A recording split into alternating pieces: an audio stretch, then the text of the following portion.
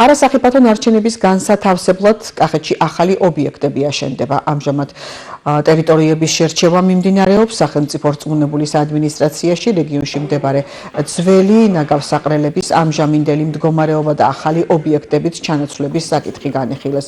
როგორც სოფლის მეურნეობის მინისტრის მოადგილე სოლომონ პავლიაშვილმა აღნიშნა, პროექტების განხორციელება ხელს შეუწყობს რეგიონში როგორც ეკოლოგიური, ასევე ინფრასტრუქტურული მდგომარეობის გაუმჯობესებას. მიმდინარე სამუშაო შეხვედრებში აქტიურად არის ჩართული რეგიონული განვითარების სამინისტროც.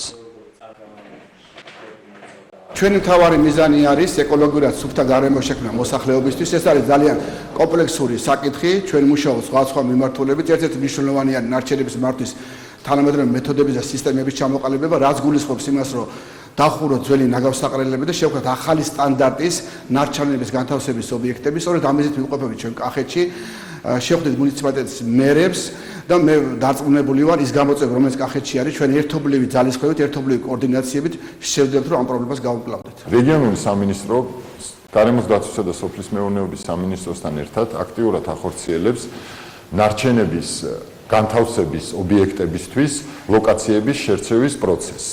აღნიშნულ საკითხთან დაკავშირებით გვაქვს შეხვედრა სამხარეო რწმუნებულებთან, გვაქვს შეხვედრა მუნიციპალიტეტების ხელმძღვანელებთან და ვფიქრობთ, რომ უმოკლეს ვადებში დავასრულებთ ლოკაციების შერჩევის პროცესს და გადავალთ უკვე სამუშაოების შემდეგ ეტაპზე.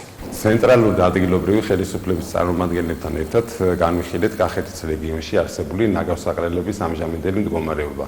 აღსანიშნავია, რომ უახლოეს მომავალში ერთობლივად კოორდინირებული მუშაობით ყველაფერს გავაკეთებთ იმის, რომ უმოკლეს ვადაში მოხდეს ახალი თანამედროვე სტანდარტების უსაფრთხო ნარჩენების მართვის ობიექტების განთავსება ჩვენს რეგიონში.